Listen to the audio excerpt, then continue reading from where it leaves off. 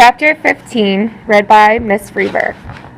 Not only had their sons survived, but they were heading to college. The end of high school. "We better get in," Samson said to George and Remick. "Hey man, all three of us will get in, I'm sure of it," Remick replied. "We're in this together," George reminded them as he and Remick worked on their applications for Seton Hall one afternoon in the school library. "It's gonna happen." They were seniors, getting close to graduation, full of both brash confidence and hidden fears. "Yeah, you're right, man. If it hadn't been for our pact, I might not have even tried for this," Samson admitted. "But I ain't gonna let you two jokers get some free education and leave me on the streets to sell pencils." "What did you put on page 3, question 7? Remick asked as he chewed on a pencil. "Oh, the question about money saved in a bank account?" "I put, ain't got none," Samson replied with a laugh. "The last time I saw the inside of a bank was when they were giving out free cookies to promote their new services." He sighed then. "I think we got a chance at doing this," he said seriously. "We have an opportunity to be something in life." "I have a feeling this is right for us, man," George replied. "How do you get to be so positive and sure about stuff all the time, man?" Remick asked him. "I don't know. I just believe it can happen. One of us might fail if he tried to do this alone. 3 of us together just can't be beat." "Well, I'm still applying to Howard, too," Remick said. "I gotta have a backup plan, and I hate to leave my boys Hassan and Nahi." "I'm mailing my application to Seton Hall tomorrow," George announced. "I mailed mine yesterday," Samson told them. "Well, if that's the case, then I better get mine in too," Remick said. "The applications from the 3 of us will blow everybody else right off the table." They laughed and headed out to their next class. Partly from the spirit of their pact and partly from their fear of failure, the 3 used each other as crutches when one felt weak, as tools when another needed information, and as weapons to face the future together as they headed into the unknown. In the following weeks, each of them was called to Seton Hall, located in South Orange, a wealthy suburb of New Jersey, for an in-depth personal interview. George was called first. He and his mother found their way through what seemed to be a huge campus, full of large brick buildings and perfectly kept lawns, to the office of Carla Dixon, the student development specialist for the program. Barely 5 feet tall, with a warm, smiling brown face, she seemed much larger to George as he sat down in her tiny office. "Why do you want to be a doctor, George?" she asked. "I've always had this hidden desire to do something in medicine," George admitted earnestly. "Ever since my first visit to the dentist, I've had a major dental work. I thought being a dentist would be the best job in the world." He grinned, a dreamy look of hopefulness on his face. "And if you become a dentist, what then?" she asked. "I'd like to start a clinic in Newark, I think. Lots of folks where I grew up didn't have access to good dental care, so they just ignored their teeth until it was too late. I'd like to help fix that problem." Carla scribbled furiously on her notes, nodding with approval. "The program encourages the minority doctors we train to return to urban communities to work," she told George. "I'm impressed."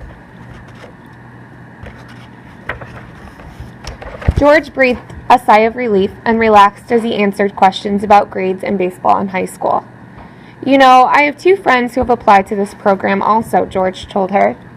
"Oh, really?" Carla replied. "Yeah, we kind of made a pact with each other to help us make it. A little like a support system for 3. We figure that if there are 3 of us, we won't feel so alone, and we'll have each other for support if we mess up."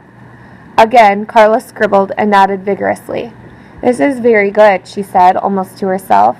She asked for the names of Remick and Samson and made more notes on George's application. She then stood up, shook George's hand, and thanked him for coming. "It will take several weeks to process all the applications," she told him, "but you will be informed of your acceptance or rejection before school gets out in June." George left her office feeling confident and hopeful. Samson and Remick had their interviews with Carla in the next few days. Each of them mentioned the other 2 in their interviews, although none of them knew it at the time. On a warm Friday morning in early April, Samson walked into the senior homeroom carrying an envelope. He looked at George and Remick and smiled. "I got my letter from Seton Hall," he said. "Did you get in?" George asked. "I don't know. I didn't open it." "You mean you had the thing since yesterday and you haven't opened it?" George asked. "I got my letter yesterday, too, and I opened it right away." "Well, did you make it?" Remick asked. George looked triumphant. Sure did. Then he looked at the other two, afraid perhaps that they had not been accepted. What about you, Ramick? Ramick grinned. I'm in like sin, but I also got accepted to Howard yesterday. He looked a little confused. But if all three of us get accepted, I think I'll go to Seton Hall with you two. We made a pact, didn't we? The other two nodded seriously. Well, open the letter, Sam. George and Ramick sat at the same time. Samson slowly opened the envelope, unfolded the letter, and read it. Then he refolded it and replaced it in the envelope. What did it say, Sam? George asked. I'm not telling. George and Ramick proceeded to tackle him to get the letter out of his hand. Okay, I got in. Of course I got in. The three friends looked at each other with exhilaration and satisfaction as the bell rang for the first class of the day. Now what? Ramick asked, suddenly serious. We figure it out as it happens, I guess, George said. The part that makes it not so scary is that we figure it out together, Samson added. The rest of the school year disappeared in a flash. Last-minute school projects, prom, parties. On graduation day, dressed in burgundy caps and gowns, Ramick Hunt, Samson Davis, and George Jenkins marched proudly down the aisle to the thunderous applause of their parents and friends. Cameras flashed, speeches were made, families cheered as the names of their children were called. These students were the success stories, the ones who had not dropped out or ended up in jail or strung out on drugs. These graduates were the results of much prayer and hope and just plain luck. Parents wept with thankfulness. The families of Samson, George, and Ramick were especially proud that day. Not only had their sons survived the streets of Newark, but they were heading to college and planning to become doctors, a dream most kids could barely imagine. Caps were thrown into the air, and then it was suddenly over. A conversation with Dr. George Jenkins, strengthening the pact. When I learned that we were all accepted into the program at Seton Hall, a tremendous weight was lifted from my shoulders. I was terrified at the thought of facing the uncertainties of college and the difficulties of higher education all by myself. I think some of my constant pushing and encouraging of Ramick and Sam was based more on my own fear than on my own confidence. Still, something inside me told me there was no obstacle that the three of us could not get through together.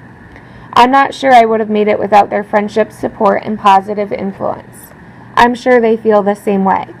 We made a pact, a promise to each other to pull when one of us felt down, to push when one of us needed encouragement, and to stand by each other no matter what difficulties we encountered. That pact changed our lives. You can do the same thing, you know. If you can find just one person who believes in himself or herself, who believes in a future with hope and possibility, who shares your desire to make it, hook up with that person and work together to reach your goals. Create your own pacts to succeed and stick together. It changed our lives. Perhaps it can do the same for you.